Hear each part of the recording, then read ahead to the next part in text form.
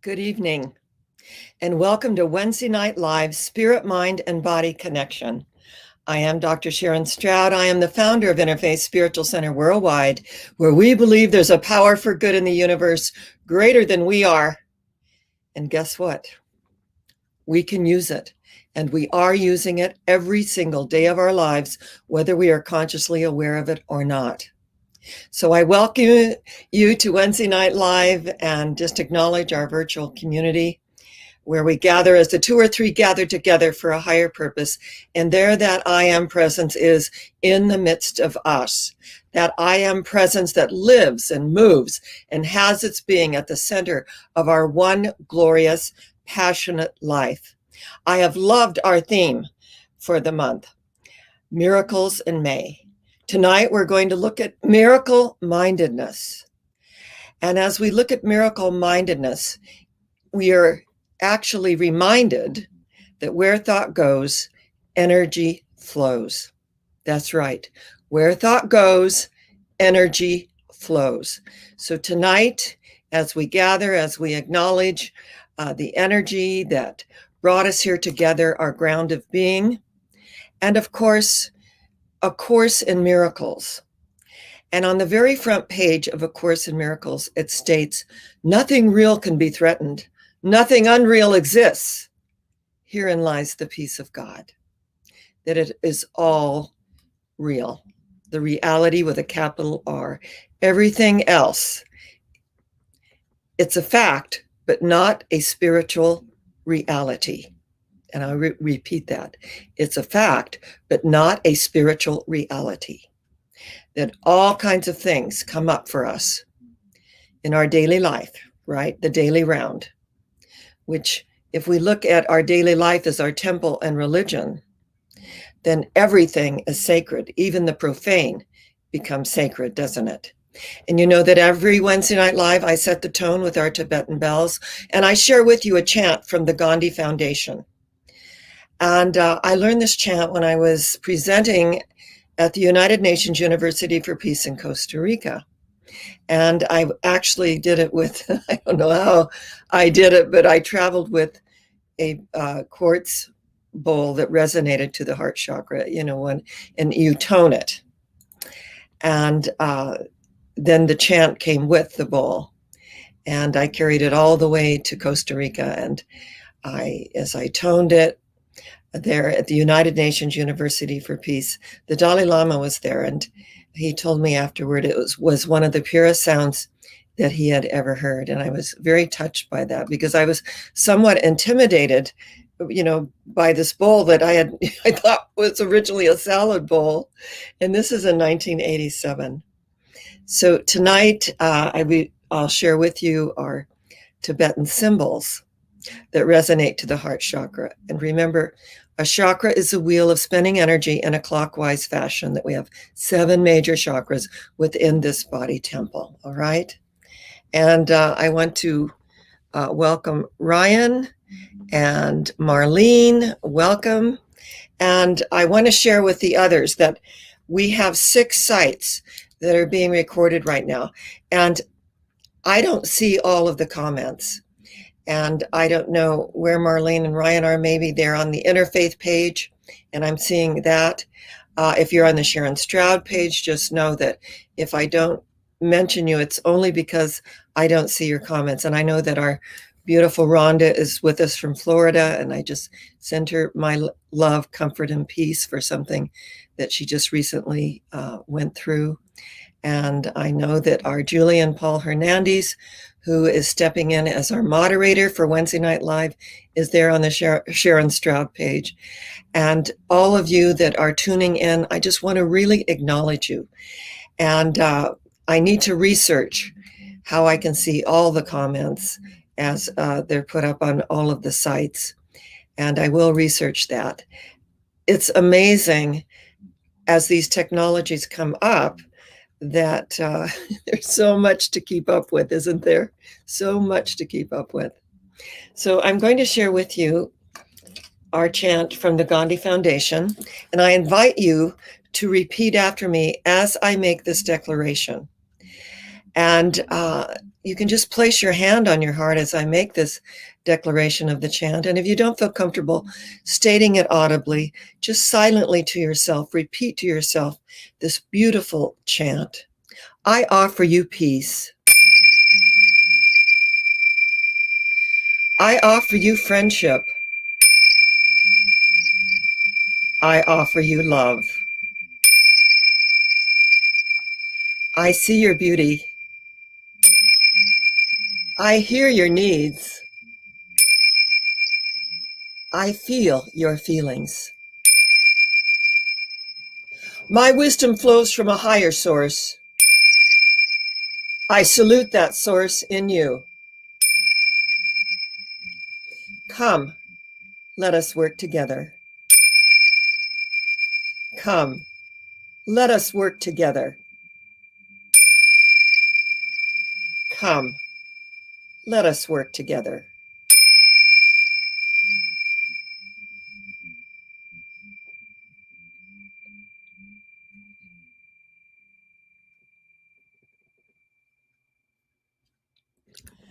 Right now, somewhere in the world, a Jew is saying her prayers, a Hindu is chanting a mantra, and a Buddhist is kneeling at her sacred shrine.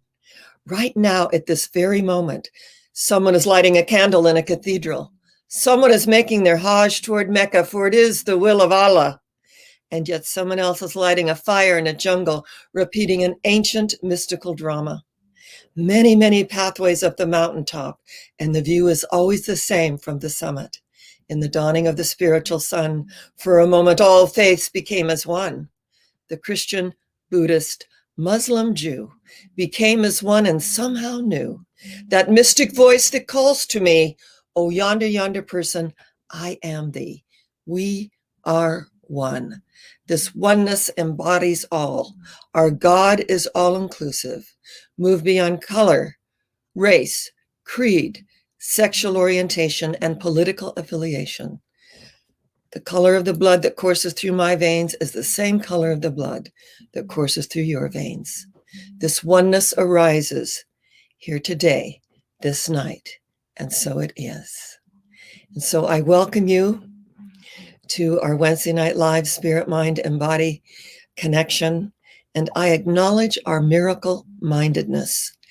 And I want you to know that one of my dear friends, her name is Terry Angel, and she was meditating and was called to go out to all the world and do land blessings and to put certain crystals in the land that would connect each land blessing that she did from the time before.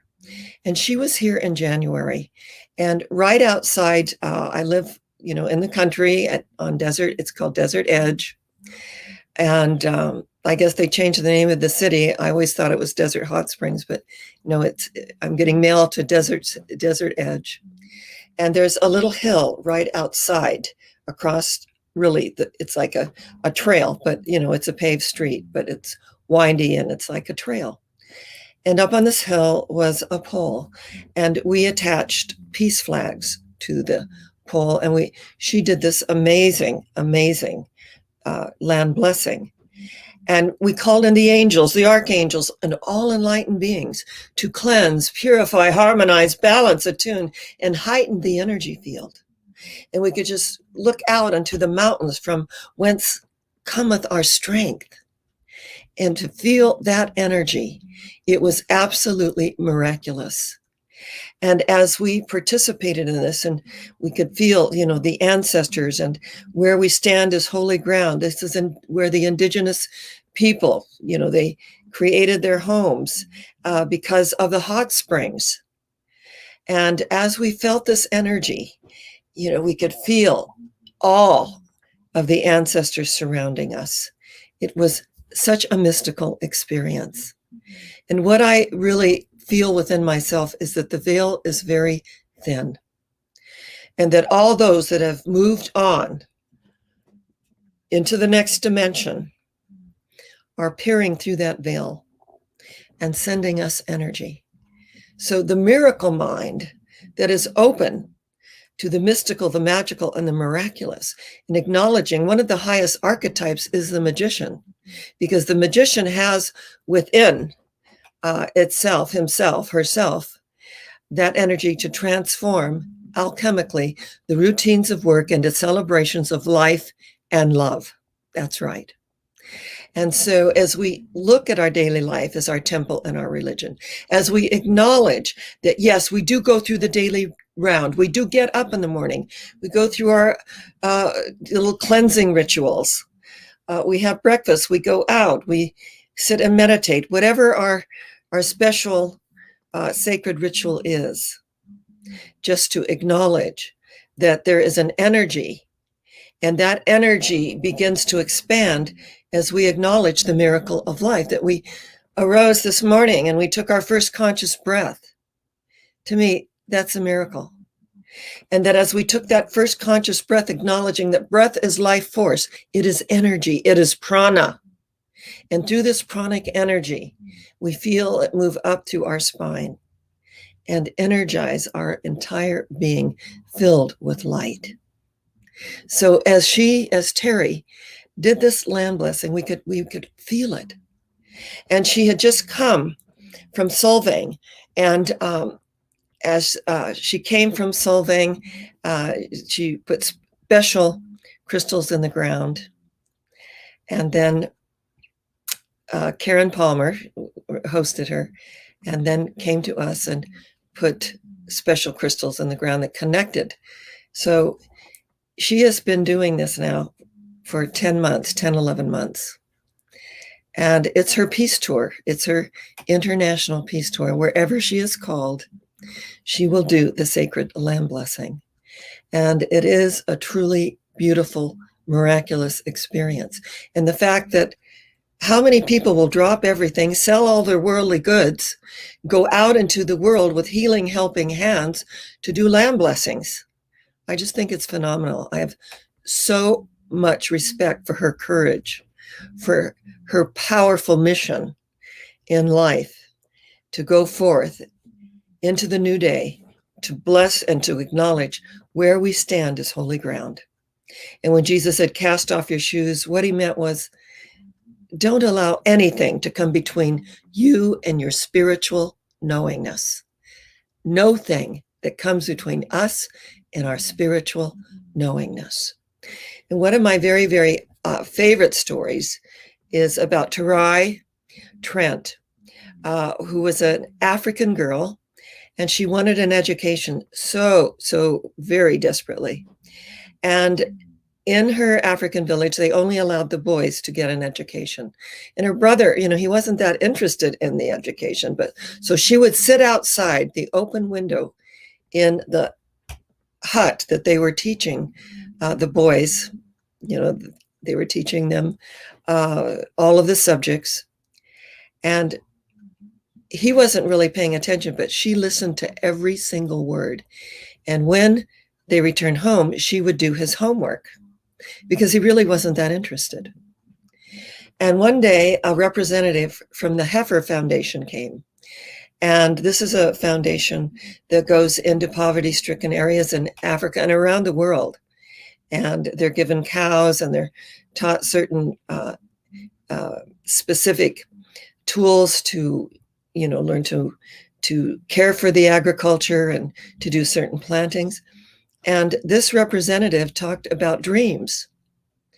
And Tarai, her mother, had told her, always hold on to your dream. And so she wrote her dreams down. And she put them in a little tin box. And she buried it under a tree. And every day she would affirm her dream to get an education, to bring that education back to her village, to teach the girls and the boys, so that everyone could stand on an equal footing and support the village through their knowledge. And we know that knowledge is power, right? So a year went by, and another representative came into the village, and she expressed her desire for an education and she was chosen. And as she dug up her little tin box, there was that goal to get an education. So she was flown to Oklahoma, and she registered for school, and she actually got her bachelor's degree. Now, Oprah heard about the story and had her on her show to be interviewed. And Oprah said in the 25 years of doing interviews, over 4,000 interviews in the 25 years of the Oprah show, that this was the most profound and moving interview she had ever experienced. Here was this young woman so passionate about getting an education. They married her off at a very young age, I think at 13. And by the time she is 20, she has 5 children. And she kept her dream alive. And after she received her bachelor's degree, she went on to her master's. And then from her master's, her PhD. And to go back to Africa, to the village and the little rundown school, and to begin teaching the children and to carry your dream. Now, to me, that miracle mindedness of I'm going to write down my dream, on little scraps of paper. I'm going to put them in a tin box. I'm going to bury that box, and I'm going to know that the soil of consciousness is enriching my dreams. It is allowing me to really know that this can be a tangible reality. And so it was for Tarai, who received her doctorate. And Oprah donated $1 million to not only refurbish the old rundown schools without even any tables, where the children were writing their work on the floor. And Oprah donated this money. And now they have a thriving school where the girls and the boys come to become educated. That starts with this little tin box. And that when Martin Luther King said, I have a dream today. And that dream, the reality of that dream, the seeds that are planted. Do we have a lot of work to do on the planet? Yes, we do. Is there still prejudice that operates in our world today? Yes, it does. But, I'm an idealist, and I believe that people's hearts can be touched. And I told this amazing story about a Ku Klux Klan member who really was a bully to this Black family that went in, and especially to, of course, the husband, to the man of the house. And he kept just showing him love. And that he would call the family and he would say terrible things to them. And he would say, Ken, I know that's you. And we just send you our love. And he would hang up. And then finally, and this man was in a wheelchair. He was very bitter about his life. He called him. And this man was also a minister. And he said, the Black family. And he said, I need help. And this minister went over and prayed with this former Ku Klux Klan, and I say former, member. And he released all his prejudice. He wept for the things that he had said and the things that he had done. He asked for forgiveness. And this beautiful African-American minister said, of course I forgive you. Of course, we love you. And as this man was diagnosed with terminal cancer, this Black family took them in and cared for him. This former Ku Klux Klan member cared for him unto death. And that his dying words were, I love you. To this beautiful, talk about living one's ministry, putting the works with the faith, right? I love you. I love you. I love you. The ground of being, the strongest healing power in the universe. And so what I know is that everything that we bless, and as I sit at the stop sign or I sit at a signal, that every car that's turning left, I just say, bless you. There's a blessing for you today. Bless you. There's a blessing for you today. Bless you. And the more we bless, we are the greatest benefactors of our blessings. Pierre Pradavant wrote a beautiful book on the art of blessing. And the more that we allow ourselves to open to the miracles of life and to become miracle-minded. To me, miracle-minded is being on the solution level, not being at the effect of life, not feeling embittered, but feeling empowered through our experiences that we made it through. And here we are in this moment in time. And the Course in Miracles states the only thing that is true about the past is that it is not here. It is not here. We release it. We let go and let God do what God does best by means of each and every one of us who heard the call tonight. Yes, we have a divine appointment, and we are keeping that divine appointment. We are here together. And to know that the eye of this camera, the eye in which I see God, is the same eye in which God sees me. That if thine eye be single, thy whole being is filled with light. The light that penetrates the darkness, the light that absorbs the darkness, the light that illuminates the darkness. Out of my weakness, I have found my perfect strength. And as we are vulnerable, as we acknowledge our humanity, as we acknowledge our sufferings, as Dostoevsky said, that I may be worthy of my sufferings. And what is that? To learn, to evolve, to be lifted up in such a state of grace, that illumination, that energy, that suffering, the alchemical shift that allows our heart to open to a deeper level of compassion for ourselves. Oh yes, for ourselves, others, and the planet as a whole, right? The planet as a whole. So tonight, we've tuned in together. We've connected together to acknowledge the miracle mind, that I am on the solution level, that I'm seeing life from a higher point of view, that I'm acknowledging that sometimes the most miraculous transportation is a leap of faith. So I invite each and every one of us tonight to take that leap of faith and to acknowledge that our word is powerful. When Jesus, who became the Christ, said, decree a thing, and it is established unto you. That the throat center is the power center in which we speak things into creation. So that's why we need to be ever mindful that when we use I am, that what follows creates our reality. I am happy, healthy, prosperous, and free. This is the truth for me and with me. I'm just so happy to be with you tonight. And for those of you that have tuned in, I'm sure Carl Wilson tuned in. All of your comments last week were so wonderful.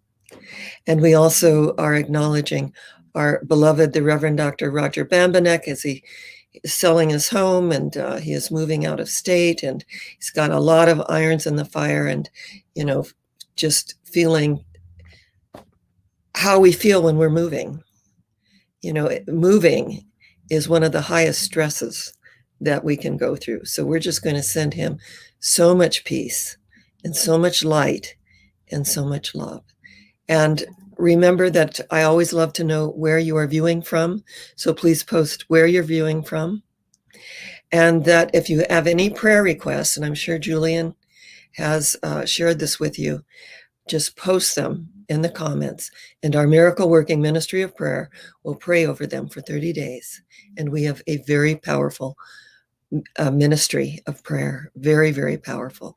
I turn to them when I go through things. And as we look at this miracle of life and we look at our day, I had a very interesting day of having to rent a car. I'm going to be at a beautiful gathering tomorrow with the very diva premier spring fling luncheon, a joining together of some beautiful women in Temecula.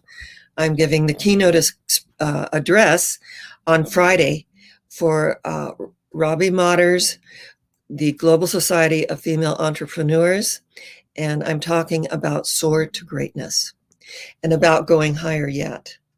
And that's something that I complete every Sunday service with, because I feel that as we know that we are going higher and rising above the appearances, the conditions, and the effects of life, that's being miracle-minded.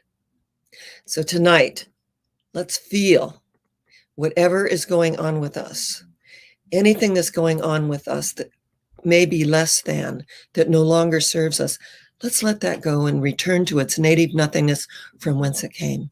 Because the truth is, it is neither person, place, nor thing, only the life and the energy that we have given unto it. I'm going to share two cards with you from the Course in Miracles. These are little cards, and I have them in a precious little angel box. And this one states from the text, page 170, "Where God is, there are you. Such is the truth." Don't you love it? Where God is, there are you. Such is the truth. Wherever we are, God is. And that energy goes before us and prepares the way with ease and grace. And the other one I chose on behalf of our collective consciousness here tonight: "The peace of God is my one goal, the aim of all my living here, the end I seek, my purpose, and my function, and my life." Isn't that beautiful? I'll read it again. "The peace of God is my one goal, the aim of all my living here, the end I seek, my purpose, and my function, and my life." The peace of God.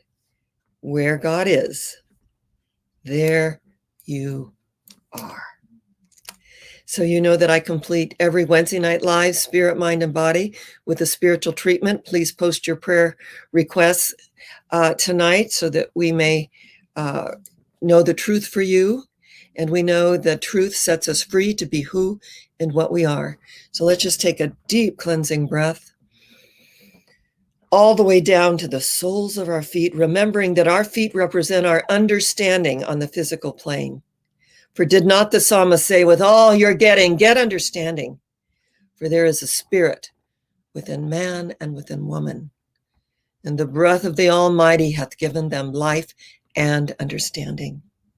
Through this sacred understanding, we acknowledge that all paths that lead to God are good. We acknowledge that. We accept that. Whatever works for you, we bless you in it. We acknowledge you in it. We see you rising in this energy. And as we make this declaration together, just feel your heart opening. That which needs to be healed is healed. That which needs to be revealed is revealed. That which needs to be known is known. And that which needs to be released is released. Quickly, gently, and with grace. For eye hath not seen nor ear heard, neither hath entered into the heart of humanity the things which God hath prepared for them that love. Love being the strongest healing power in the universe. And I want to add, if there's anyone viewing here tonight that possibly cried themselves to sleep last night, know that you are not alone. The love of God surrounds you, the light of God enfolds you, the power of God protects you, and the presence of God watches over you. Wherever you are, God is. This is the truth for you and with you.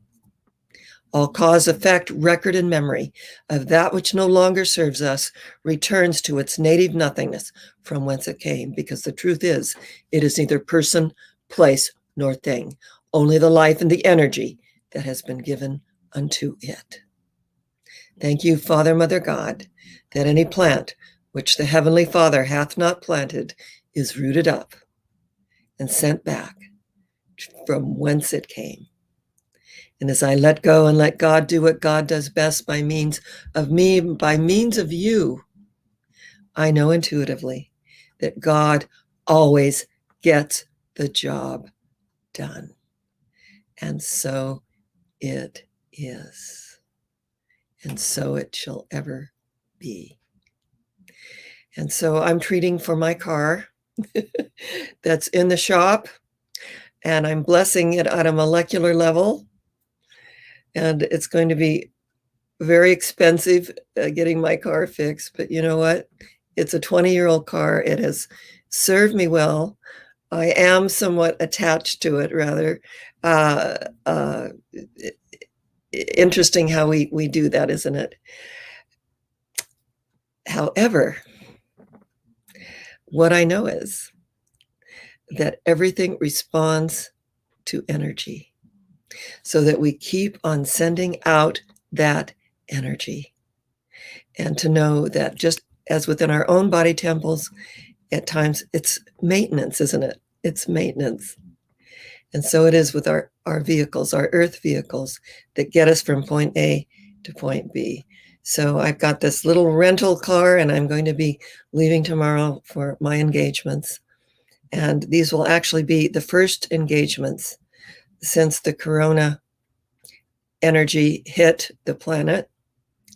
And corona actually, means light in the ancient Greek.